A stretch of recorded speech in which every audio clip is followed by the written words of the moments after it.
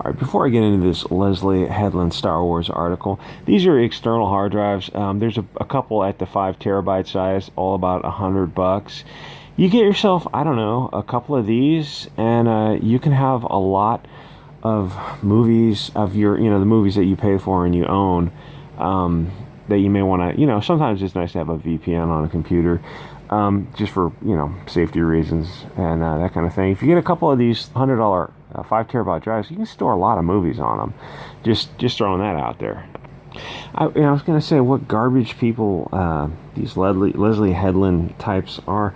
I'm not sure they're people. I'm starting to think that these films, they're not made to be watched so much as they are to fill up the roster of the streaming services. They've got to have content, so as long as it's visually appealing, they can use the still images and brief clips in advertisements just to get people to sign on to the $13 a month. The Mando, visually, that looked great, but only if you weren't paying attention. The same for Solo and Disney Star Wars. The sets look great, the costumes are amazing, but once you start paying attention to the storyline, you realize that it's not Star Wars, it's like Invasion of the Body Snatchers. Why do I sound like a Valley Girl? Some parasites invaded Disney, and from the outside it still looks the same, but they cut the roots to the original fans who are, 40 years and older, but the younger fans have no connection to the new Star Wars. It's like Guardians of the Galaxy, but stupidly diverse. It looks like a bunch of globalists in Hollywood who are, sniffing panties and cocaine, made a show that just appeals to SJWs. But you're never going to be woke enough for them. If you replace an Englishman for an African woman, then why not an Irish or Indian or trans actor? Right now, all Europeans are being replaced mostly with African women, just like in commercials and talk shows and newscasts.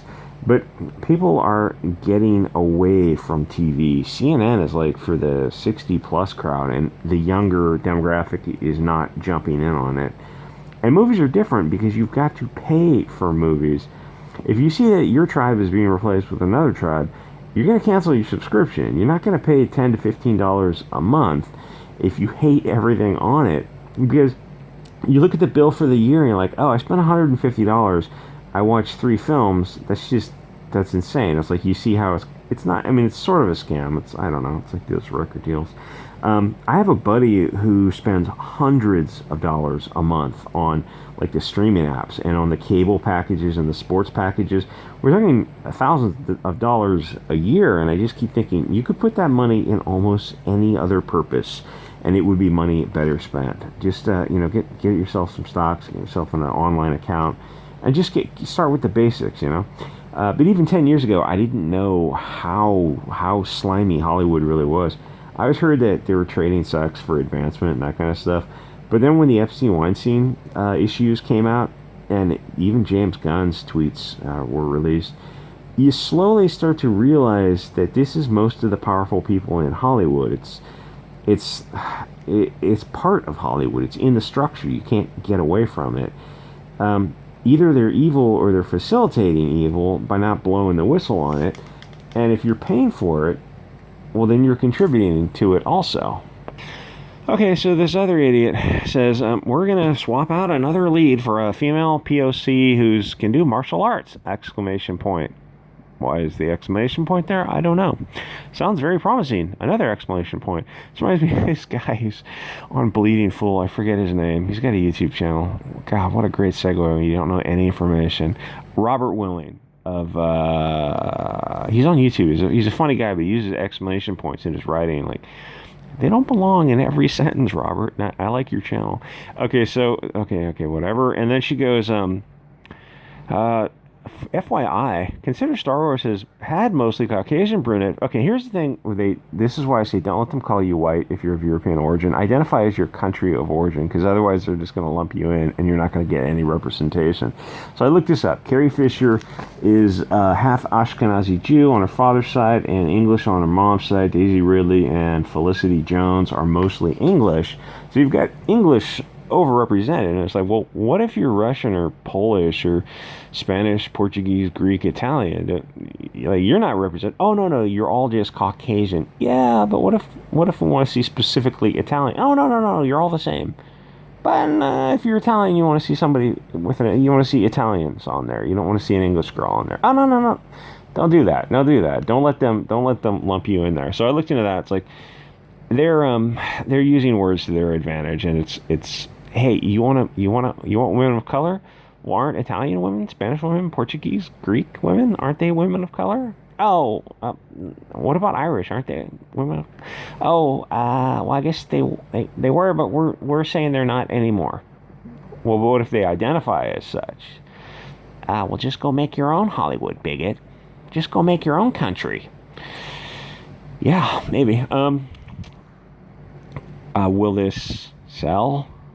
I don't think it matters. Stuff like this, I don't know what they put into it and what they get out of it, but it's things like they know they're gonna have. I don't know. Do they sell DVDs or Blu-rays anymore? I have no idea.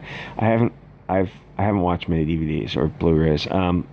But it's just like it's gonna go on streaming. So it doesn't have to make money so much as it has to be in the background. Like people will watch it. Like the Mando. People think the Mando was so good. No, it wasn't. It was good in comparison to the past 6 years of Star Wars, which was mostly crap. It looked good, and the sets were good, and the costumes were good, and all the actors knew how to act. Everything was right. And then you look at it, and you're like, yeah, but this isn't Star Wars. Something's wrong. It just doesn't feel right. It's like, oh, what's wrong? Oh, it's diverse. Oh, well, are you a bigot? Be that as it may, that's not what the show was.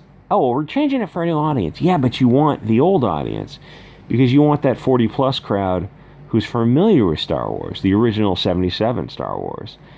They don't want to see it updated because that wasn't what made the original Star Wars good.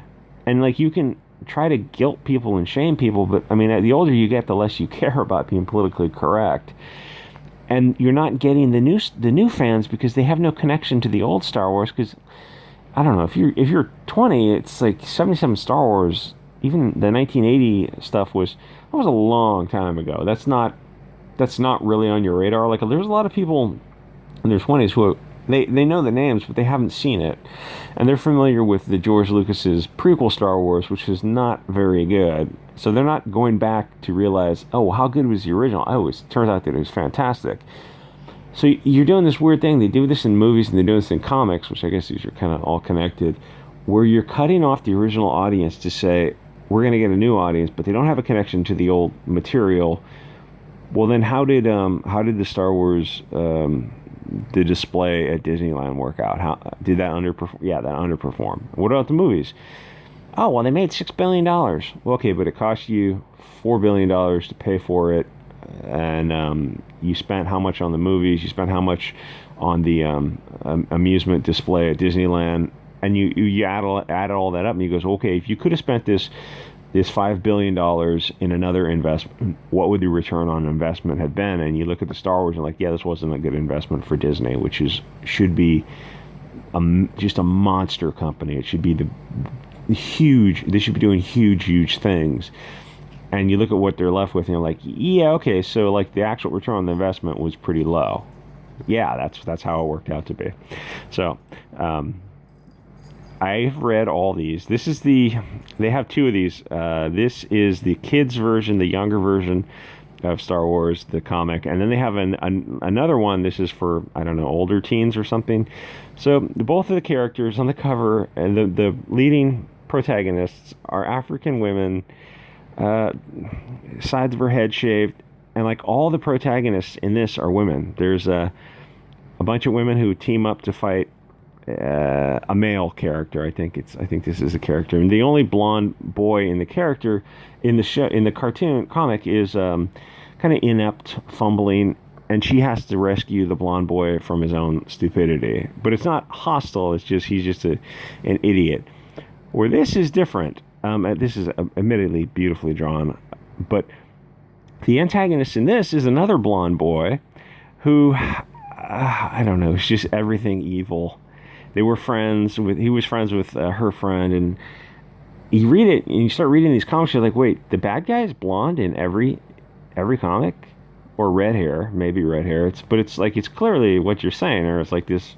You guys have a thing against people like blonde or red hair. You're like, the peak whiteness, like the pinnacle, the creme de la creme, the hierarchy of whiteness is blonde hair, blue eyed, or maybe, a red hair, green eyed, something like that. It's like the ultra rare.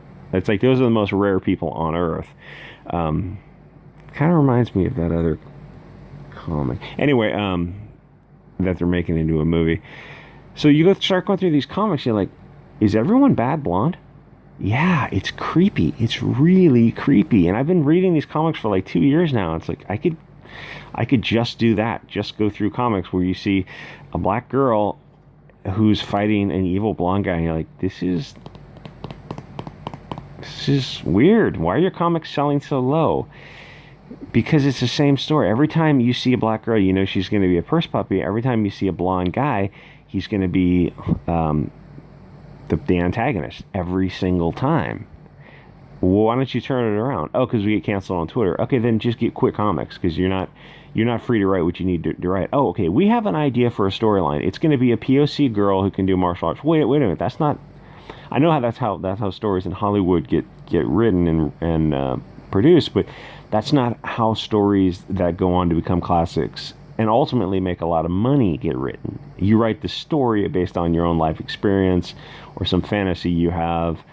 You don't write the story like filling out check boxes. Stuff like that is how you get Disney Star Wars. And like I said, that underperformed by several $1 billion.